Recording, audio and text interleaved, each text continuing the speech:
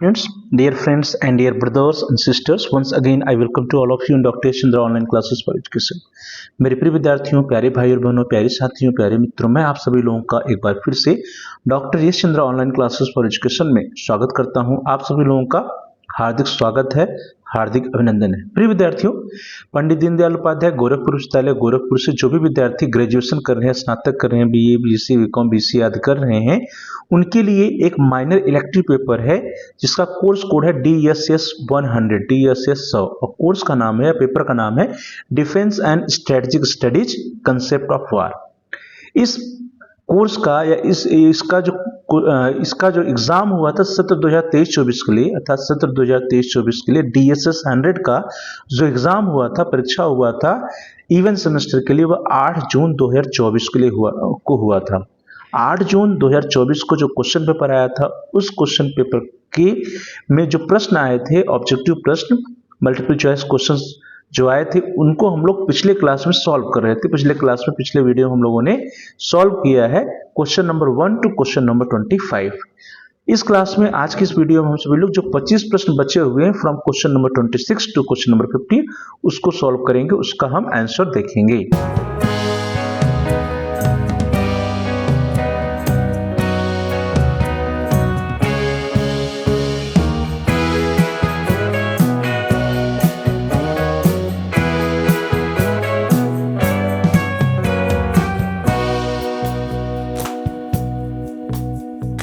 तो स्टार्ट करते हैं। सबसे पहले आपके स्क्रीन पर आ रहा है क्वेश्चन नंबर 26।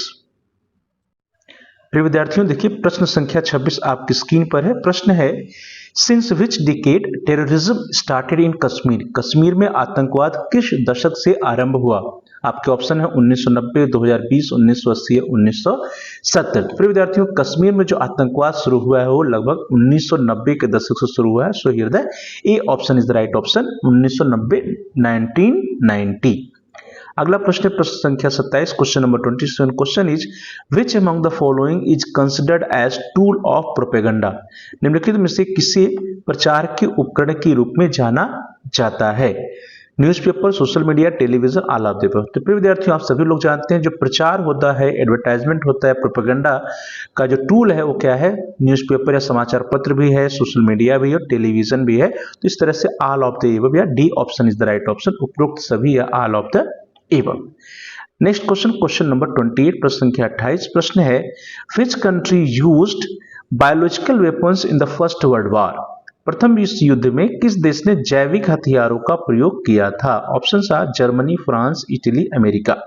तो प्रिय विद्यार्थियों, आप सभी लोग जानते हैं कि जैविक और रासायनिक हथियार जो है, दोनों प्रकार के हथियारों का प्रयोग जो है प्रथम विश्व युद्ध में हुआ था। जैविक और रासायनिक हथियार दोनों का प्रयोग हुआ। तो किसने किया था, किस देश ने किया था? प्रथम विश्व युद्ध के दौरान किस देश ने किया था? जर्मनी ने किया था। So here A option is right option, Germany ने प्रथम विश्व युद्ध में जैविक हथियारों का प्रयोग किया था। तो A option is the right option. अगला प्रश्न, प्रश्न संख्या 29, mustard gas is considered as a? Mustard gas को माना जाता है biological weapon, chemical weapon, economical weapon या नन ऑफ द एबव। तो प्रिय विद्यार्थियों, आप सभी जानते भी होंगे कि जो मस्टर्ड गैस होता है, मस्टर्ड गैस का जो केमिकल नेम है वो है डाइक्लोरो डाइइथाइल सल्फाइड। ध्यान दीजिए, डाइक्लोरो डाइइथाइल सल्फाइड। और यह क्या है? केमिकल वेपन या रासायनिक हथियार है। तो मस्टर्ड गैस क्या माना जाता है? रासायनिक हथियार या केमिकल वेपन माना जाता है। Next question, question number 30, which among these is an example of economic warfare? निम्नलिखित में से कौन आर्थिक युद्ध का एक उदाहरण है? Option are, economic boycott, trade embargo, black listing, all of the above. आर्थिक बहिष्कार, व्यापार प्रतिबंध, काली सूची में डालना, उपरोक्त सभी। तो ध्यान दीजिए, जो इकोनॉमिक वारफेयर होता है, आर्थिक युद्ध होता है, उसके अंतर्गत हम सभी लोग इकोनॉमिक बाइकआउट या आर्थिक बहिष्कार भी किया जाता है। ट्रेड एम्बार्गो या व्यापार पे प्रतिबंध भी देश लगाते हैं और ब्लैक लिस्टिंग अर्थात उसको ब्लैक लिस्ट में भी डाल दिया जाता है। तो आर्थिक युद्ध के अंतर्गत आर्थिक बहिष्कार, व्यापार प्रतिबंध, काली सूची में डालना सब कुछ आता है। So here the D option is the right option. Next question, question number 31 is on your screen. The question is, who among the following is related to guerrilla warfare? निम्नलिखित में से किसका संबंध गुरिल्ला युद्ध कर्म से है? योर ऑप्शंस आर क्लॉज़विट्ज़, माओ, महान और हिटलर। विद्यार्थियों, जितने भी ऑप्शंस दिए गए उसमें से माओ ने गुरिल्ला युद्ध संबंधी विचारों को problem of strategy in China's revolutionary war नामक पुस्तक में व्यक्त किया है। तो इस तरह से जो गुरिल्ला युद्ध है उसका संबंध किससे है? माओ से है। So here the B option is right option, B Mao. Now the next question, question number 32, प्रश्न संख्या 32 आपकी स्क्रीन पर आ रहा है। प्रश्न संख्या 32 जो है question number 32 is which of the following country was suffered with the atomic attack during the second world war? निम्नलिखित में से किस देश को द्वितीय विश्व युद्ध के दौरान नाभिकीय हमले का सामना करना पड़ा था? जापान, अमेरिका, इंडिया या फ्रांस? तो आप सभी लोग जानते हैं इसके बारे में हम लोगों ने पिछले क्लास में भी, पिछले प्रश्नों में भी चर्चा किया था। तो द्वितीय विश्व युद्ध के दौरान नाभिकीय हमले का सामना किसे करना पड़ा था? जापान को।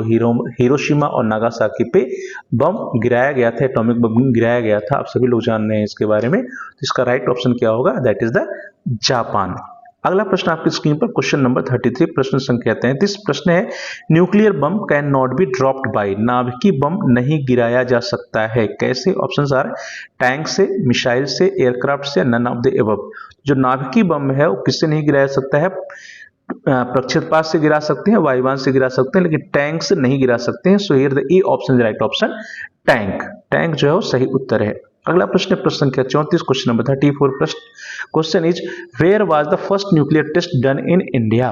भारत में पहला परमाणु परीक्षण कहां किया गया था? और आपके विकल्प जो है वो स्क्रीन पर है, दिल्ली में, पोखरण में, मिर्जापुर में या इंदौर में। तो ध्यान दीजिए, हम पिछले प्रश्नों में भी हम लोगों ने चर्चा किया था कि भारत का जो पहला परमाणु परीक्षण हुआ था वो कहां हुआ था? पोखरण में हुआ था। कब हुआ था?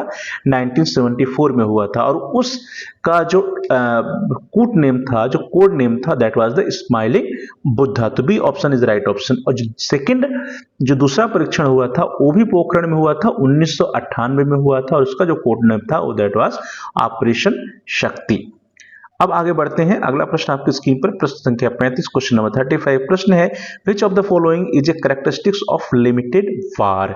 निम्नलिखित में से कौन सीमित युद्ध की विशेषता है? Options are A limited use of resources, B limited target, C limited area, all of the above. संसाधनों का सीमित उपयोग, सीमित लक्ष्य, सीमित क्षेत्र या उपरोक्त सभी। तो सीमित युद्ध के अंतर्गत संसाधनों का सीमित उपयोग, सीमित सभी आता है। So in this way the all of the above, that is D option is the right option.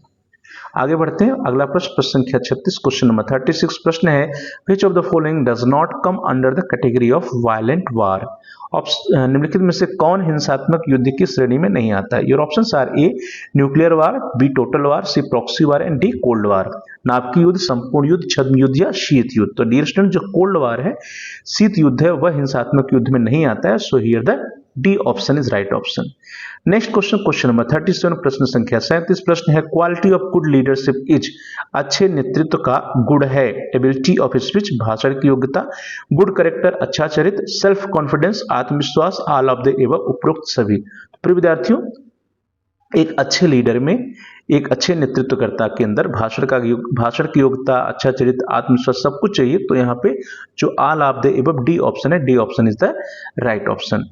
Next question, question number 38, प्रश्न संख्या 38, प्रश्न है which of the following does not come under the category of non violence war? निम्नलिखित में से कौन अहिंसात्मक युद्ध की श्रेणी में नहीं आता है? प्रॉक्सी वार, छद्म युद्ध, इकोनॉमिक वार, आर्थिक युद्ध, पॉलिटिकल वार, राजनीतिक युद्ध या साइकोलॉजिकल वार या मनोवैज्ञानिक युद्ध। तो ध्यान दीजिए, आर्थिक युद्ध, राजनीतिक युद्ध, मनोवैज्ञानिक युद्ध सभी क्या है? अहिंसात्मक युद्ध है।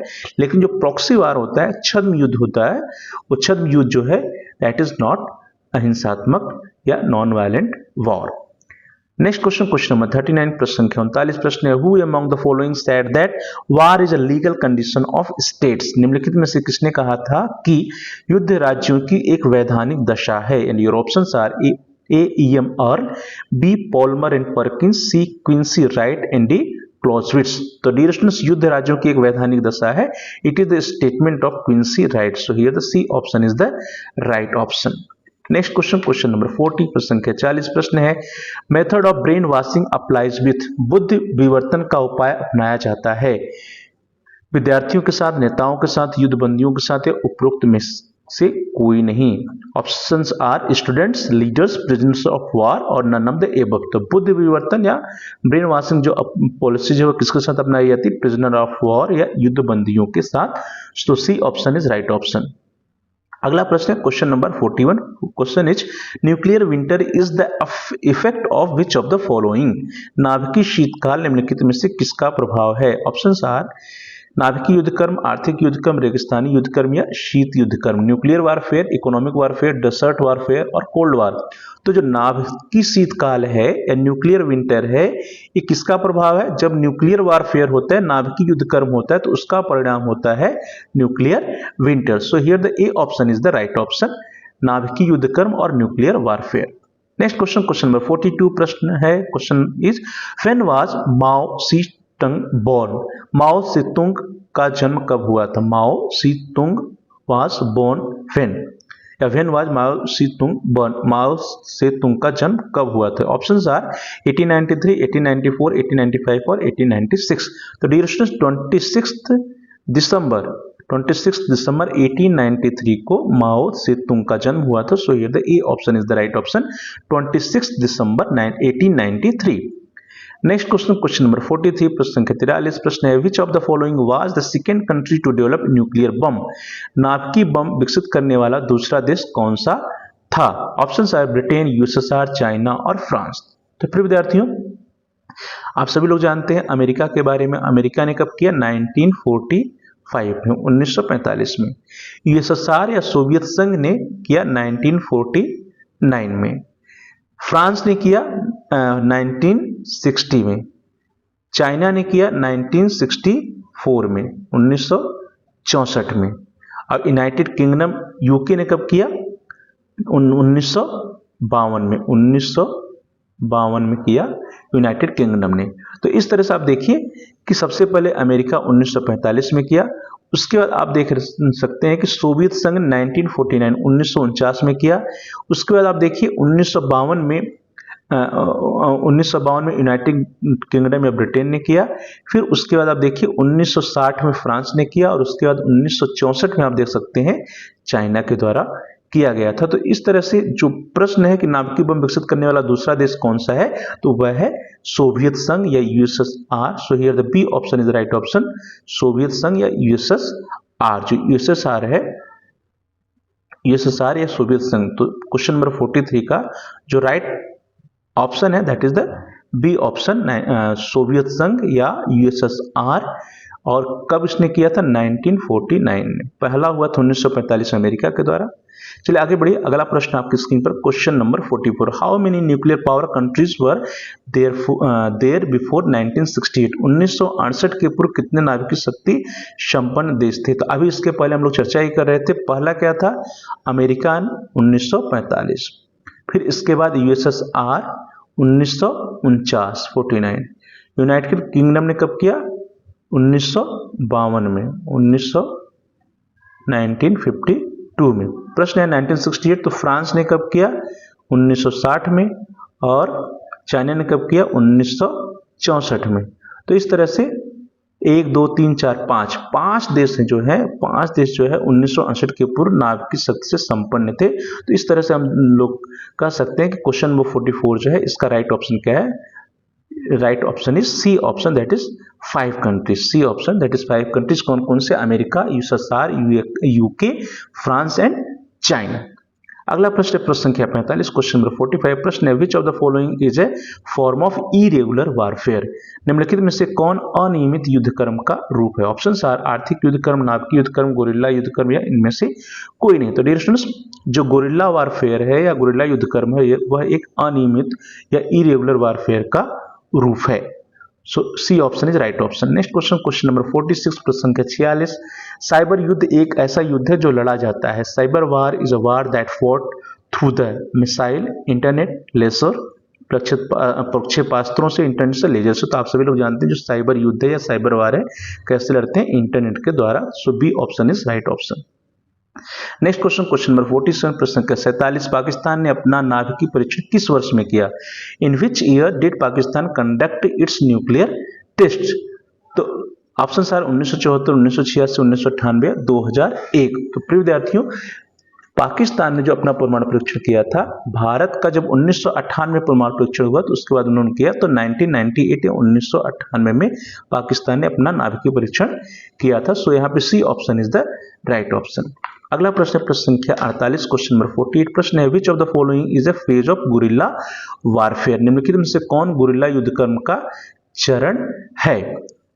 Options are A defensive phase या प्रतिरक्षात्मक चरण, बी है फेज ऑफ सेटलमेंट या स्टेलमेट गत्यावरोध चरण, सी है ऑफेंसिव फेज या आक्रमणात्मक चरण, और डी है ऑल ऑफ द एबव या उपरोक्त सभी। तो डियर स्टूडेंट्स, यहाँ पे जो है निम्नलिखित में से कौन गुरिल्ला युद्धकर्म का चरण है, तो इसमें आप देख सकते हैं कि प्रतिरक्षात्मक भी हो सकता है, तो लेकिन फेज ऑफ स्टेलमेंट नहीं, तो यहाँ पे आक्रमणात्मक चरण जो है गुरिल्ला युद्धकर्म का एक फेज हो सकता है। तो यहाँ पे जो सी ऑप्शन है, सी ऑप्शन में भी the right option offensive phase, या अगर ये थोड़ा सा संदेह में प्रश्न है, I think it's right answer is C option offensive phase या आक्रमणात्मक चरण। चलिए आगे बढ़ते हैं। अगला प्रश्न प्रश्न संख्या 49, क्वेश्चन नंबर 49। प्रश्न है nuclear terrorism is related to, नाभिकीय आतंकवाद का संबंध है। Options are use of biological agents, use of nuclear material, use of chemical agents, जैविक कारकों के प्रयोग से, परमाणु सामग्री के प्रयोग से, रासायनिक कारकों के प्रयोग से, उपयुक्त में से कोई नहीं। तो नाभिकीय आतंकवाद किससे संबंधित है? परमाणु सामग्री, यूज ऑफ न्यूक्लियर मटेरियल से संबंधित है। So B option is right option. Next question, question number 50, प्रश्न संख्या 50। प्रश्न है who among the following compared guerrilla fighter to fish. निम्नलिखित में से किसने गुरिल्ला लड़ाकों की तुलना मछली से किया है? ऑप्शंस आर क्लॉजविट, माओ, झोमनी और लेनिन। तो dear students, Mao famously observed that a gorilla swims among the people like a fish swims in the sea. Mao ने ही तुलना किया, तो माओ ने कहा कि guerrilla swims among the people like a fish swims in the sea. जैसे मछलियां जो है तालाब में तैरती हैं, उसी तरह से जो गुरिल्ला होते हैं वे लोगों के बीच में टहलते हैं, रहते हैं, तैरते हैं। तो इस तरह से जो राइट ऑप्शन होगा that will be the B option. ये मायो का स्टेटमेंट है। मायो ने कहा कि मायो ने गुरिल्ला लड़ाकों की तुलना मछली से किया है। इस तरह से प्रिय विद्यार्थियों, 8 जून 2024 का जो क्वेश्चन पेपर आया था DSS 100 defence and strategic studies या कंसेप्ट ऑफ वार का, उस क्वेश्चन पेपर को हम लोगों ने सॉल्व किया। जितने भी प्रश्न आए थे उन सभी प्रश्नों के उत्तर को, आंसर्स को हम लोगों ने देखा। आप सभी लोगों का बहुत बहुत धन्यवाद। Thanks for watching, thanks to all of you. Please like, share and comment on the video. आप इस वीडियो को लाइक करिए, इस वीडियो को अधिक से अधिक शेयर कीजिए, इस वीडियो पे आप कमेंट्स भी कर सकते हैं। साथ ही साथ यदि अभी तक आपने चैनल को सब्सक्राइब नहीं किया है तो कृपया आप चैनल को सब्सक्राइब कर लीजिए, और जहां पर सब्सक्राइब लिखा है उसके बगल में बेल का आइकन उसको प्रेस कीजिए। उसको प्रेस करने पर कुछ ऑप्शंस आते हैं, उसमें से आप ऑल के ऑप्शन को सिलेक्ट कर लीजिए। इससे यह होगा कि आपके कोर्स रिलेटेड जितने भी नए वीडियोस आएंगे उसकी सूचना, उसकी नोटिफिकेशन आपको समय से मिल जाएगी और आपका कोई भी वीडियो मिस नहीं होगा। तो dear students, please like, share and comment on the video, also subscribe the channel and press the bell icon. आप सभी लोगों का बहुत बहुत धन्यवाद।